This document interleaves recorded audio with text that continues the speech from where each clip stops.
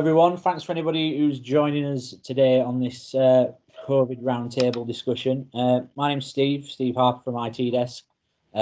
Joined today by Phil Buckley from Industrial Personnel and Glen Banks from Kinspeed. So thanks for joining us, gents. Been a bit of a weird few weeks, well, months.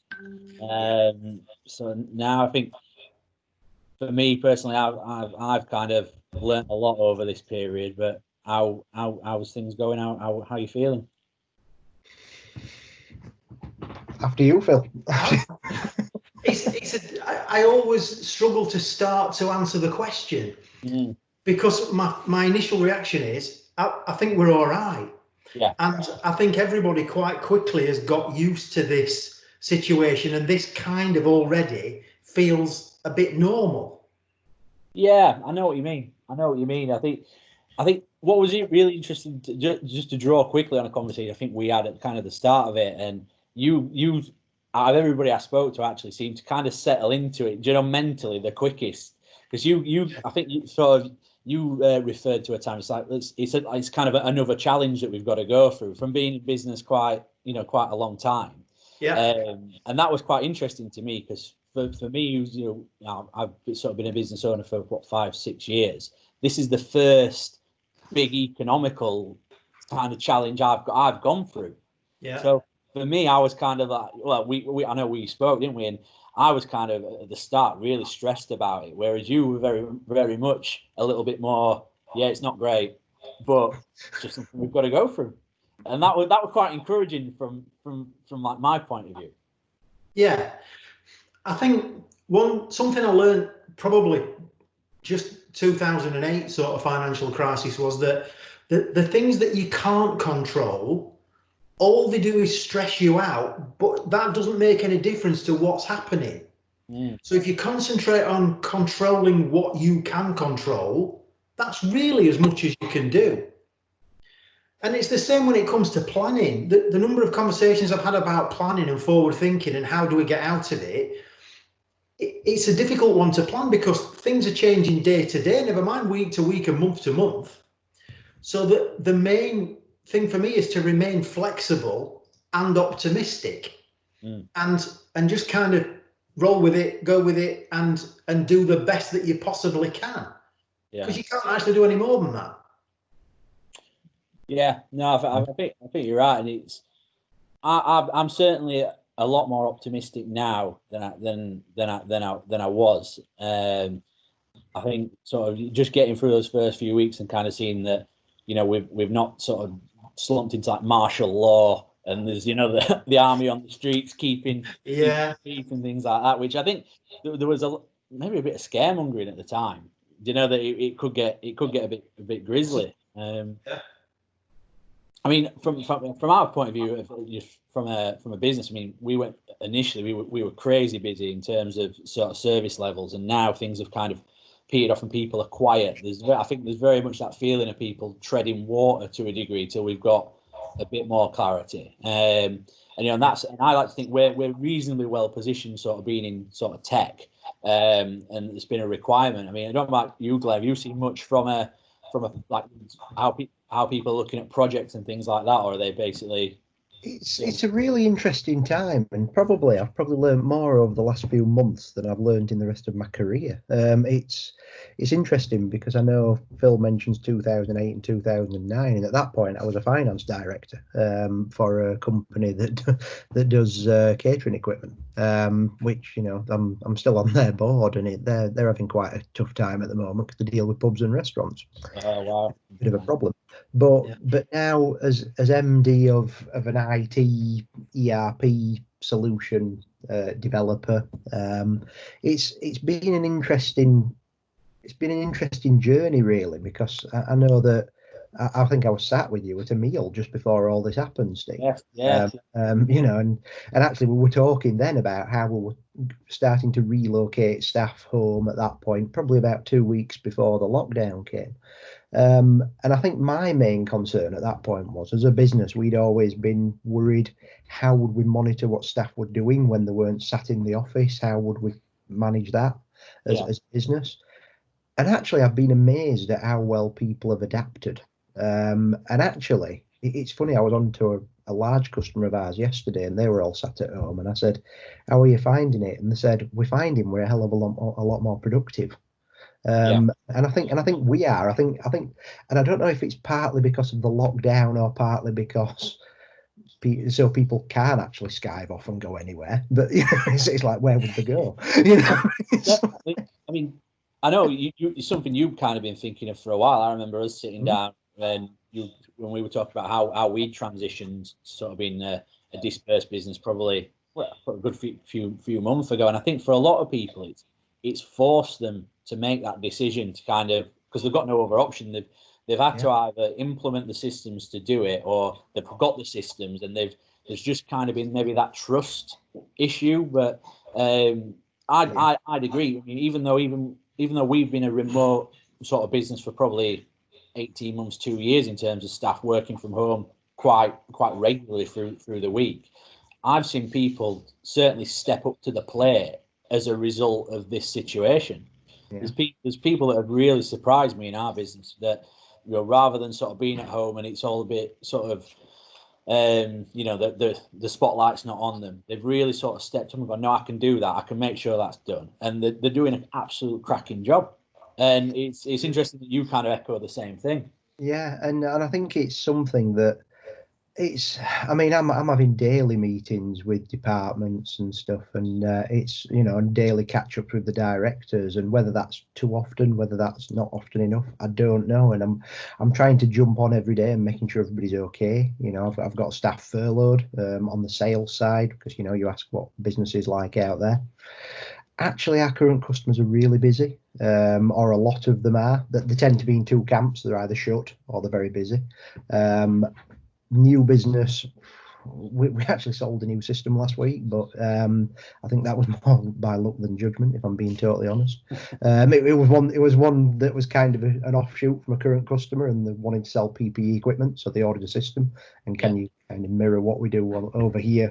So yeah, it's interesting. I feel that I'm having to take interest in staff welfare a lot more, make sure that people are coping with this, because as you said initially, Steve, nobody's been through this before. It's interesting. It's interesting dynamics, seeing how different people react different ways. You've got no idea what situation people are in at home. I'm aware I'm sat here talking to you now. I've got my daughter homeschooling next door. My wife's a teacher, so she's in work. And you're all trying to juggle your own lives as well as your businesses, as well as your staff's lives and your staff's businesses. It's an interesting time, very interesting. But I think it's taught me one thing: it's that people are very resilient at the moment. Yeah, no, I think you're right with that. It's like, as I say, that's sort of been one of the things you mentioned there has been sort of a bit of a challenge for me, and it's quite interesting. I think we're all kind of probably got different dynamics here. I mean, in terms of trying to work from home, with one being in front of my wife all day, but also trying to homeschool my two kids, which are quite young, who have been sort of 7 and 9.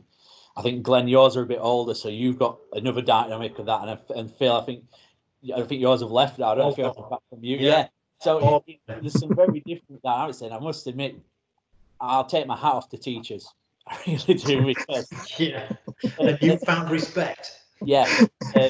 Either that, or I think sometimes the answers my kids are giving me to questions they're just doing to wind me up, because I don't know how they do it, and it's really hard. Whereas I used to find working from home sort of quite good if I needed to get my head down and just rattle through some stuff and remove all those distractions. I'm finding now I'm having to do that, but I've probably got more distractions than what I would in the office. And it's crazy. I think it's got better as time's gone on, and we've all found our own probably coping mechanisms of being around each other. But it's mad. So I don't know how yours have coped, Glenn, with being a bit older and whatnot. Well, my eldest was actually due to be doing GCSEs. In fact, he'd probably been sat in an exam now. So to be honest, you don't see him before lunchtime now, because he's hoping to go to college and A levels, but nobody's setting him any work now. But because as far as the secondary school are concerned, he's finished. but he hasn't started college. But so my daughter, she's 13. So yeah, I got quite a full timetable actually, to be honest. And there's no sign of her going back. You know, on the current roadmap, there's no sign of her going back till September. Whereas my wife is kind of in part-time at the minute, but working full-time from home because there's not as many kids in because of the key workers. But actually she teaches reception, so she is back in full-time from the 1st of June. So again, that's going to change the dynamic at home again, because I'm going to have my daughter at home but my wife at work. So it's going to be interesting. It's going to be but you know, these things are sent to try us. But I do think I think customers, I think people are more understanding of the circumstances at the moment as well. If it's taking you, you know, if you know the number of calls I've had where I'm just like, can I just ring you back in 5 minutes? I'm just setting them up another piece of work, you know. And you've just got to try and juggle that extra ball in the air, haven't you? So I think at no other time is it acceptable to have your dog barking while you're in a meeting. You know, it's so that's fine. Yeah, it's but yeah. So I guess, Phil, is it kind of just been business as usual for you working from home now? Kind of, yeah. I mean, as you know, that I've been probably doing at least a day, sometimes 2 days a week from home for a while, and we'd got into a bit of a routine with some of the staff where they were doing a similar thing, but only on a kind of case by case necessary basis. Yeah. So if somebody had got childcare issues or some other reason why they couldn't get into the offices easily, then we set them up and let them work from home. And in some senses, for me, initially it wasn't that much different, apart from not seeing the other members of staff and the other people. But I think we were lucky actually in the sense that we were set up to be able to literally the day before the lockdown say, right, that's it, everybody works from home tomorrow. And there wasn't a great deal of work to do from an IT or procedural perspective to enable us to do that and carry on. Yeah. It got a little bit more difficult when customers started not needing our services because they were closing. So the decision to keep people working, which is what we did rather than furlough them, was a tough one in some respects. But we thought it's better to try to keep them busy than let them look at it or view it as a holiday. Yeah. To try to keep their head in the game almost. That's it's something I was going to ask you both. And I think we've all kind of, I know I have, and I know Glen has furloughed staff, and I think there are challenges in terms of bringing people back from furlough, in terms of getting them out of that holiday mode. As much as I think, you know, it's great what the government's done to try and sort of obviously retain these jobs. I've certainly seen sort of difference in people in terms of them getting back. I think it feels like just an extended holiday to members of the team. Oh, absolutely. And some days I feel like that. And particularly when it's nice outside and you've picked a great day to do this inside because it's lovely and sunny outside. I seriously considered sitting outside for this actually. But yeah, that kind of makes it a little bit more difficult in some respects, and easier to think, I'll do that in a bit. There's no kind of major rush, that I've got nobody breathing down my neck. I can go and do that and then come back to it and when I decide to do it. But interestingly, that's kind of, I think, that we've been on a bit of a journey with the staff. So everybody started working from home, and similar to Glen, we set up a procedure where we have a morning Teams meeting with everybody in it, and then we have an end of the day team meeting as well.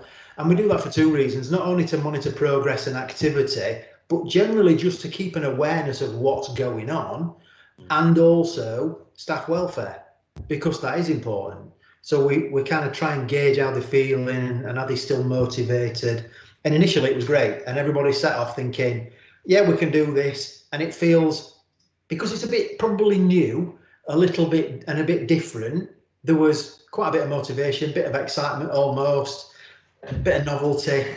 As we've gone on over the weeks, that's definitely waned, and it's been harder and harder to keep them engaged and motivated.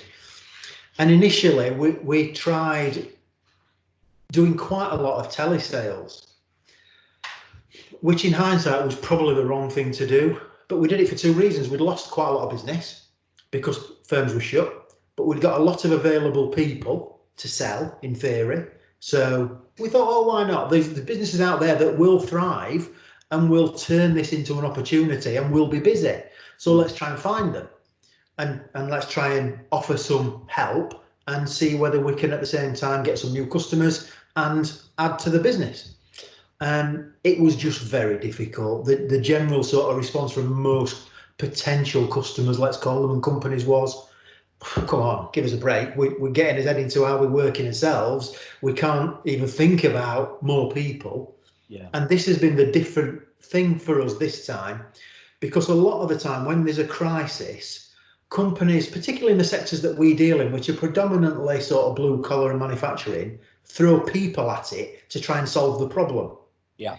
They've got a big order in, we're behind, we need to do more hours, whatever it might be. Let's throw people at it. And that's great for us. But this particular crisis, they can't do that. And even now, we've still got existing customers who are saying, we've got orders, but the production facility is set up in such a way we can't adjust it to give the social distance. So we can't have all the people back. So we've got to run at a lower capacity and produce less, even though that's going to give us a backlog of orders. Mm. But they can't find a solution to it necessarily. Yeah.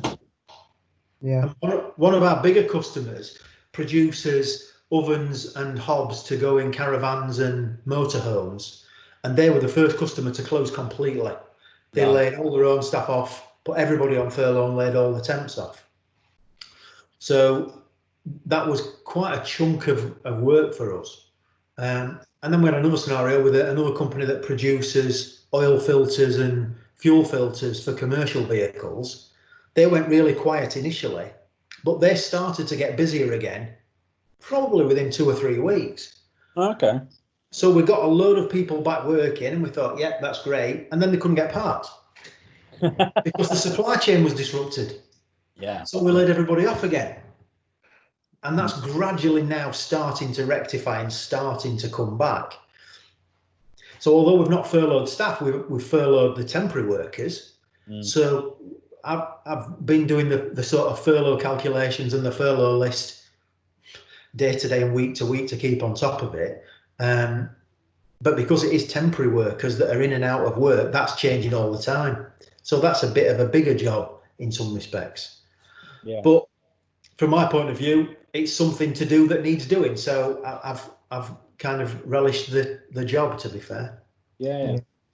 But from the discussion we had with the staff last week, everybody really now wants to get back to work. They want to get back to the office. Yeah. They miss that social interaction. Yeah, we're seeing that. I mean, as much as, you know, as a tech company, we have certain guys that do like the isolate. They like to kind of work in isolation. They're not, you know, overly social people. But even the vast majority of the tech team, I think, are missing that sort of human interaction. That, you know, that office banter. You know, just kind of just that breaking the day up. It is hard, sort of seeing the same four walls. And you know, I was always a big fan of kind of, you know, taking myself off to a coffee shop and doing a couple of hours just for a change of scenery. And when you can't do it, I think even the people that do prefer the sort of the home comforts must be struggling sort of a little bit with this. I think like the staff well-being thing that you both touched on is a big thing. You know, we've got a couple of guys which they live on their own. They don't have sort of long-term partners or, you know, the family kind of around them. And I know that's really hard. And it's how you keep those guys motivated and make sure that they are all right, because it'd be easy for them to become a bit closed off and a bit sort of withdrawn. So it's.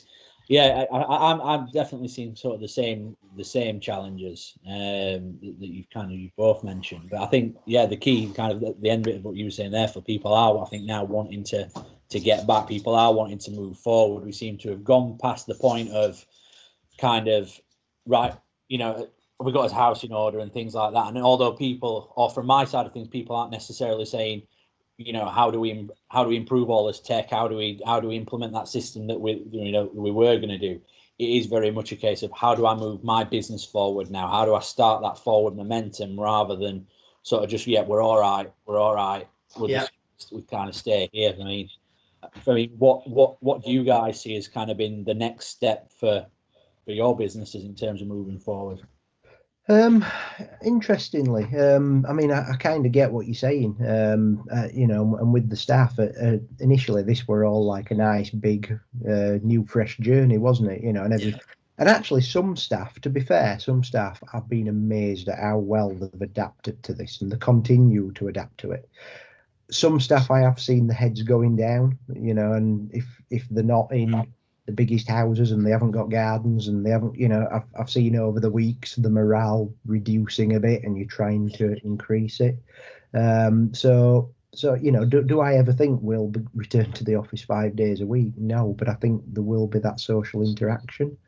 I think, where do we go next? I think interestingly, what we found, because we found our existing customers, some of them just wanted to adapt to the situation quickly. We've got a customer who sell fresh produce to pubs and restaurants and schools, but they've also got some shops around South Yorkshire, butcher shops, and probably 80% of their business disappeared overnight. But the shops nearly made up for it because people were queuing around the block to buy meat. But so one of the first things they were doing was, right, how do we sell more online? How do we get more home deliveries? And and straight away, so again, existing customers trying to be resourceful as to, right, okay, well, if we pump this money in and you do this development for us, we'll then make all this money over here. And that's kind of kept us going over the last month or two. And actually, our development is through the roof. It's a bit silly, really. But the new sales is, the new ERP systems. It just vanished. I mean, I tried the same as you. To be honest, I tried not furloughing people. Just for a week or two, I was like, right, just hammer the phones. We sell cloud ERP systems. It's like, what a fantastic opportunity to try and sell a cloud ERP system while everybody's sat at home, trying to get onto the server in the office corner 24 hours. And it took me about a week to realise that not one person wanted to take the call because they were trying to adjust their own business. It's like the last thing they want to do is be sold something. So I found that was just totally demotivating the sales team. So I took the decision to furlough them, but I am starting to sense there's that bit of a return to normal for some businesses now. Yeah. As in this, they've had a couple of months. This is becoming the new normal now. It's taking time. Like I say, a lot of businesses are still affected. A lot of businesses I know are still shut. Probably will be for another month or two, to be honest, given the sectors they deal with. But I am starting to see a bit of normality. I don't know if that answers your question, Steve. But it does. It's funny. We often obviously see similar things with us both being technology-based businesses, and I'm glad you kind of echoed that, because I took the decision week before last to bring Tom back, who's our BDM, and start the sort of the telesales function again, because same as you guys, I tried to hold off and Tom was hitting the phones and people were almost just saying, really? You're ringing us now? So he had nothing to do. So we had to furlough him. Now I thought a couple of weeks ago it was a case of, right, I don't want to leave it too late, but I do feel people are now willing to start having conversations, and it's definitely the case. There's been a few really good opportunities sort of into the pipeline this past week, and the reason I put this meeting back today is we got a Teams call with a prospect who again are now like, it's not the ideal time, but we've learned a lot of lessons from this. How do we make sure that if we do have a second sort of peak in the winter, or the lockdown restrictions are turned up again, how do we best deal with that? How can we improve the systems and how we work to make sure that if we need to send staff home, that we can do it a lot easier, because they've gone through pain points, as a result. And some of that's down to the technology that they're using, and the other side of it is unfortunately their incumbent IT partner isn't really geared up to provide them what they need. They're very old school in their thinking. So we're definitely seeing that people are now sort of in a position, even if they're not willing to press the button, they want to have the conversations. They want to start engaging with partners. And I think if we see a bit more confidence over the next few weeks, and we see another ease in the restrictions, which allow more businesses to open and get back to work, I think it's a good time. So I mean, from our point of view, it seems the last couple of weeks seems to be a lot more positive from a sales point of view, or a new business point of view. I don't know about you, Phil. Have you sort of start to wind that back up yet, or is it still? We have. I mean, we again learned a couple of lessons, but we've started doing some training, actually, some virtual training with an outsourced training company that we use, and we had the first session on Monday. Yeah. And he said, kind of in the session, because we did that a bit of as just a group discussion, something that I'd been having a conversation with our other two directors with the Friday before, which was that our industry, and I think probably other industries are guilty of doing the same thing, we've become complacent as an industry. Because the economy's been fairly buoyant and things have been quite good, we've got very settled, I would say. Okay. And for us, what that has meant is that we're just really dealing in one sector. So our core business is all manufacturing, production, as I said, blue collar workers. So what that's meant in this particular crisis is that all those customers have been affected in exactly the same way. Because we've got not enough diversity in the customer base, we're not as resilient potentially as we could have been. So the main lesson that we've learned is be more diverse, have a different range of customers to give you that resilience and build it into your business model. And it's not that we set out to be manufacturing bias, because we didn't. That's just how it's developed. And one customer's recommended us to another one that's led on to that. We've got those kind of people, so that's then what we sell. And it just kind of grows organically on its own, but always in that same direction. So we're taking the opportunity now when we restart sales to start it in completely different sectors and go back to do things that we've done before but haven't done for a long time. So what we've tried to do is use a couple of the cliched sort of systems in terms of let's look at different market sectors and then test them and see whether they will give us some resilience. So what we've kind of come up with is that social care is always going to be there and always going to be required, and kind of regardless of what the economy is, it's always going to be there. So social care is the first sector that we're looking to get back into, and we did it a number of years ago, as is construction, but not just sort of tradespeople construction. We're going to go back to target the infrastructure and the highways and the railways. Anything that's pretty much government funded and the government is backing is going to be a good market to be in. So whatever happens. So that's our next sales focus, is the different market sectors. But that also does something else, which has got a really positive effect. It means that we move the salespeople out of the comfort zone, and we have to encourage them to retrain, take on new skills, refresh knowledge, and that gives them a new motivation and a bit of a kickstart to it again. So at the same time as we've done that, and we've started this virtual training, we've done that deliberately together to try to get the maximum effort we can. Because the other thing that I thought, and I still think this is correct, and it'd be interesting to see what you two think to this, is that if we suddenly get a bigger relaxation in the rules, let's say 1st of June, and everybody opens on the 1st of June and goes back to selling, customers get bombarded that same week. So if you've got a bit of a head start and you're doing it a couple of weeks prior, but you can do it in a slightly gentler way, and you can start to build relationships, find more information, gather your facts together, you're starting that relationship a bit sooner, you're in a better position. Yeah. And for me, that's what sales is. If you're in the best position you can be in, you maximize your result. So that's this week's strategy. Yeah, and I think that's a very interesting comment. That very last sentence, that's this week's strategy. And actually, because if there's one thing I've learned, it's your strategy does change every week in this situation. But I agree with you. I noticed a week or two back that the mood was changing a bit, and a few people were coming back, and people were more engaged. So yeah, we've been kind of working on our marketing in the background and our collateral that's available to try and help us sell moving forward.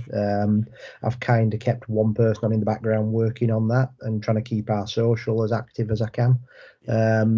And then this week we've actually started doing what you're saying, Phil. We've started making the phone calls to see what's out there and assess what's going on. Just thinking that we're trying to keep that half a step ahead other people. Because you're right, and I don't know if we're early. I don't know if we, the early signs are that we're not. People are talking. There's not much interest out there, but there's interest in talking, and I feel people still are in that.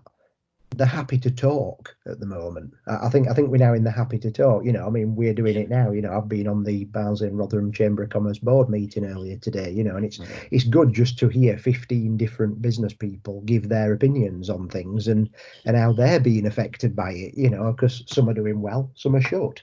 People have got. We've got people on there who've got shops, they're closed. But then we've got people who, like me, are quite busy on certain sides of the business, but not on others. And I feel it's been.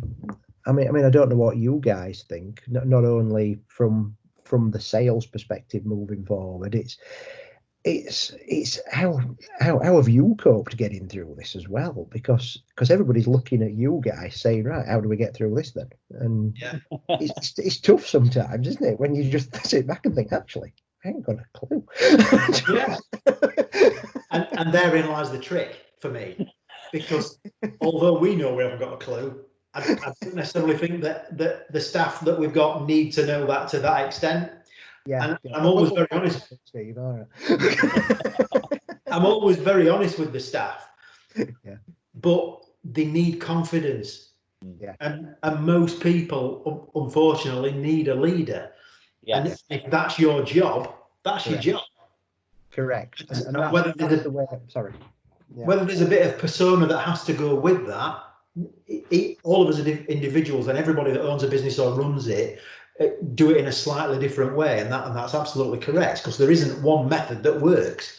Yeah. But I think at the basis of it for the staff is they need somebody to look up to who's got confidence, who appears to have a strategy and a plan, even if it changes again next week or tomorrow. We've got an idea and we know what we're doing. Yeah. And again, I must admit, that's what I try and portray. I sometimes get off the calls and I'm like, yeah. Yeah.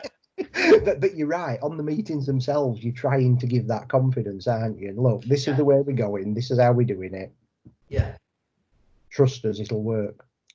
but again, I think there's the fact that you're doing that means that you probably will be. The fact that you are coming off the call thinking, right, what's next? How do we? You mentioned the sort of the strategy changing sort of weekly at the start. I think I was changing daily, and every day it was kind of you get to the end of the day and go, right, that's changed. How do we deal with that tomorrow? And I think that by doing that means that you are always just keeping that little bit in front, even if you're awake on a night and your mind's racing, and it's.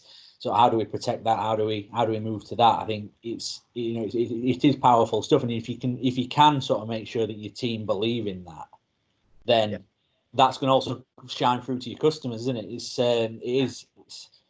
hard, but and it's interesting, and I know we've all got a diverse range of customers, and I feel I've learned a lot from watching the customers as well. I've got companies who are competitors, who are customers of ours, and just watching how they do things differently. I'll not name companies, I'll not name sectors, but some find a way of keeping going and they're keeping busy. Yeah. Others who are a direct competitor are just shut, and you're like, well, actually, I think you've got the better idea than you. I don't know. I think that's what helps drive me each day is to write, how can we improve the business in this? How can we come out of this stronger than we went into it? We actually introduced a cloud ERP system into our business back at the end of January, purely by luck, as it happens now when you look back. But we've actually embedded that a lot more. We've done a lot more development around it ourselves so that we can go out and sell some of the stuff that we've been developing. And it's how you can use that to your benefit medium term as well, isn't it? You've kind of been saying that yourself, Phil, in that, you're looking at how you can become more resilient long term as a result out of this. Yeah. And I do think that certainly from my point of view, most of our existing customers will get back to where they were. Yeah. I think realistically we could be looking at another 3 months before we get to that kind of level. Yeah. I think it's going to be quite gradual, actually. Yeah. So, but again, we've built that into a plan. We're constantly adjusting the cash flow forecast and the revenue forecast to see what different models look like and where things put us in 3 months, 6 months, 12 months. We haven't gone beyond 12 months, interestingly enough, because I almost feel like it's going to change too many times in that 12-month period to worry too far in front. Yeah. And let's break it down into smaller chunks and make sure that we can get through the smaller chunks. And once the smaller chunks start adding together, we get a better picture. Yeah. So it is tricky, but in some senses, and I do feel a bit guilty for saying it, I've kind of enjoyed it. Yeah, I agree with you. Because things become routine, don't they? I mean, it's our 25th anniversary this year. Is it really? Yeah. Oh wow. This August we are 25 years old. Well done. And when I think about that, not only do I feel old, but I think about other things that happen under normal circumstances, and there isn't really anything that is particularly challenging. And I don't say that and want to sound arrogant or at all, because I don't, but it's just because it's been different. I found the novelty a bit of a challenge, and I've enjoyed it. It's been good. And actually, the other thing that I found a little bit difficult is speaking to the staff, and particularly in this period where the heads are going a bit, I haven't minded working from home at all and still like it. And potentially, I suppose, if somebody said to me, do you want to go back to the office? I'd say, well, no, I don't need to. I'm all right. And I don't need to for me, but I need to for them. Yeah. And that's kind of the difference. But I think in terms of what Glenn was saying earlier, we won't go back to what we did before. We were, like a lot of recruitment companies, quite old-fashioned in terms of we start at 8:30, we finish at 5:30, everybody's in. It doesn't matter whether you've been on call, what's happened on your way into work. If a customer's rang you, we still want you there at 8:30 and we want you to leave at 5:30. Mm-hmm. That isn't the same anymore, and that's definitely changed. Yeah. And we're now thinking about even potentially going to a bit of a shift system. So, and it's not that we need to do that in terms of space for when we do go back to the office, although I was in the office looking at that and doing a risk assessment for how we go back and what the procedures are.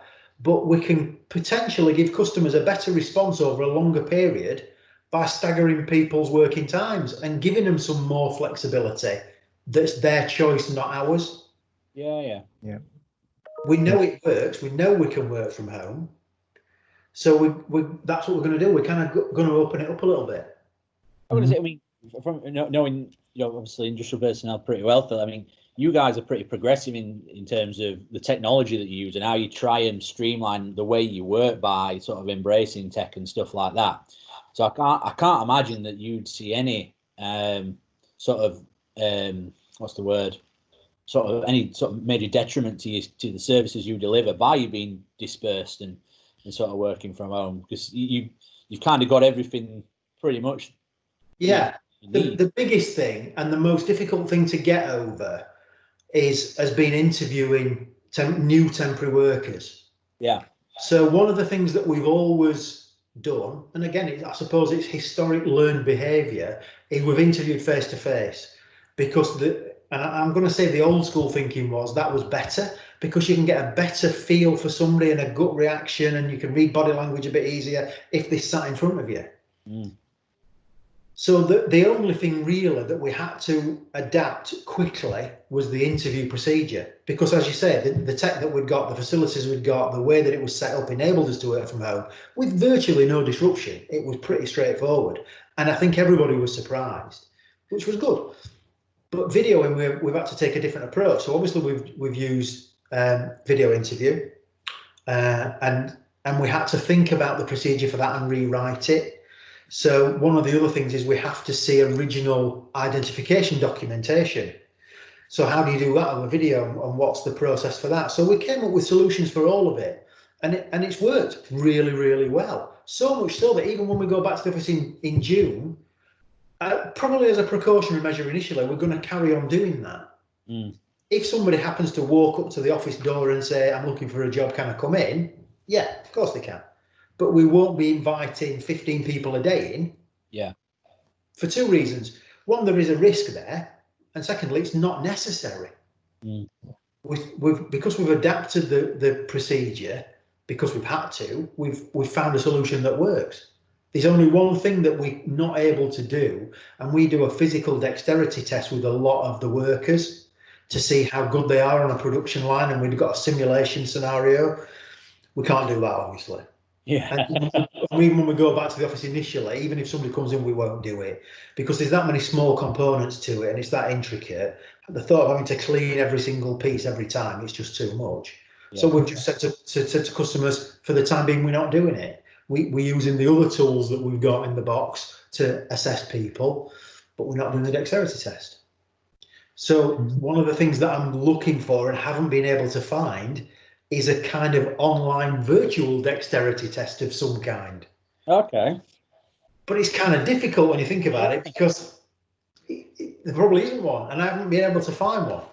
So if you know anybody that wants to develop one of those or might have got one, that would be something really interesting. Glen's got a development team, so there we go. Mission. Blind dexterity test, there you go. I'm making a note. I can't believe you've been going 25 years, Phil. To be honest, that's about how long it is since I had my haircut. Oh, it's crazy. It's Phil, funnily enough. Yeah. When I think about, I started in recruitment in about 87, 88, and I haven't really done anything else since. And it was kind of by chance that we set up Industrial in 95. Wow. And actually, it was the second time we'd looked at it. We looked at it about 5 years prior and decided we just didn't have the guts to do it. And then in 95 we did it. Very good. And the rest is history, as they say. Yeah. So yeah. I mean, this has been a really positive discussion so far, but I will broach a bit of a negative one. What do you guys reckon is the kind of the worst thing that you've kind of seen sort of through this period, or the worst kind of thing that's affected you or the team or anything around it?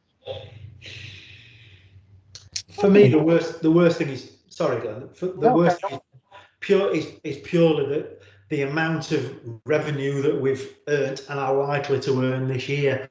It'll put quite a big dent into what otherwise has been quite a good track record. But on a wider scale, the length of time I think it's going to take the country to recover and get back to what we know is, I realistically think 18 to 24 months before we're back to any kind of level. And even then, I don't think we'll be back to fully producing as a country and doing the amount of GDP that we were. Could be 5 years. And I think some of that's going to be down to whether we actually find a vaccine.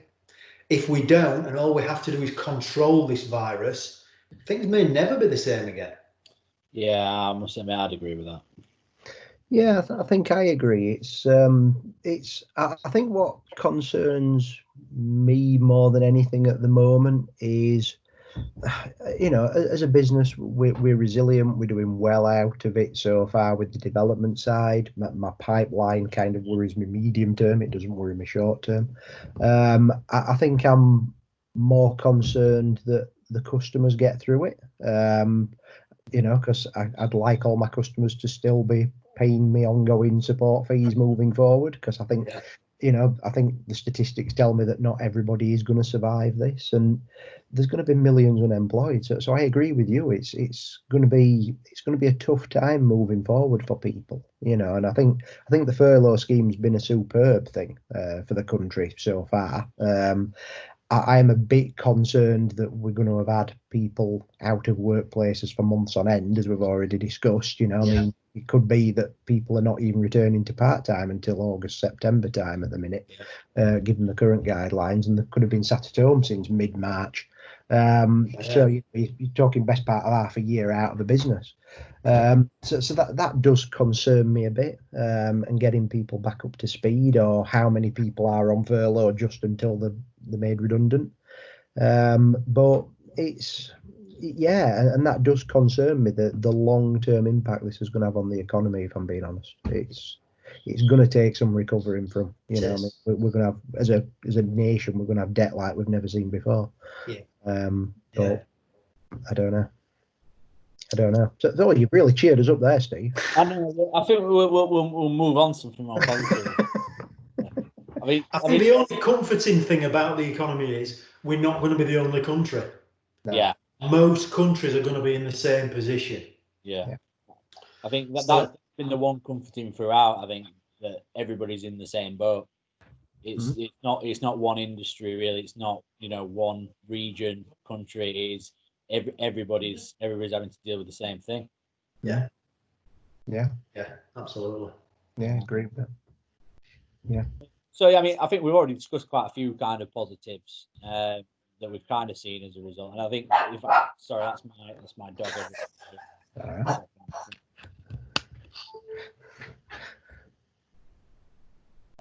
Sorry about that. I think other than sort of the people stepping up to the plate, which I'd say probably is my own personal sort of highlight, I guess, of this period. I'd say the other side is just to see, and it's the first time from my generation that I've kind of seen the country kind of pull together a little bit to this degree. When you talk about that British spirit and stuff like that, of like times gone by, I've never really seen anything like that. But see how sort of different businesses and people come together to help with manufacturing of PPE and help each other out, it does give you a bit of a lift. Or it did me anyway. In terms of we have still got that as a nation that kind of makes us a bit special. I think it's easy to kind of criticize sort of younger generations maybe of not having that, or, you know, whether it's because they've never been through anything like that. Yeah, probably might be the reason. But for me, I found it quite nice to see that we, as a country, we do still sort of live up to that, you know, that great British spirit and community. But, no, I agree. I do. I went into the office yesterday, funnily enough, and I had to reluctantly go into Rotherham Town Centre. Never really, but I expected it to be really quite busy. It was a warm day. I expected the town centre to be quite busy. It was dead. It was empty. Yeah. So I think people are still staying at home. Yeah. And still trying to do the right thing. And then on top of that, you add in the Thursday night clap for carers at 8 o'clock, and now, even weeks on, that's still going strong. A big event. Yeah. It's so loud wherever you are. Yeah. It's that kind of show of solidarity that kind of, I suppose, makes us the nation we are, doesn't it? Yeah, I think so. I do think so. Yeah, I agree, and I think it proves that we will all get through it together somehow, won't we? You know, yeah, some people are going to be more affected than others, but you've kind of got to help them along, and as business leaders, we've got to do what we can to support them along the way. You know. Yeah, absolutely. Yeah, true. Great stuff. Well, I think that's probably a good positive note to wrap it up, gents. Thanks very much. I've honestly really enjoyed that chat. It's good to talk at the moment, Steve. But no, that's great. Thanks both for getting involved. And yeah, we'll get it sort of posted up for the masses. Yeah. I thought you'd put a nicer shirt on, Steve.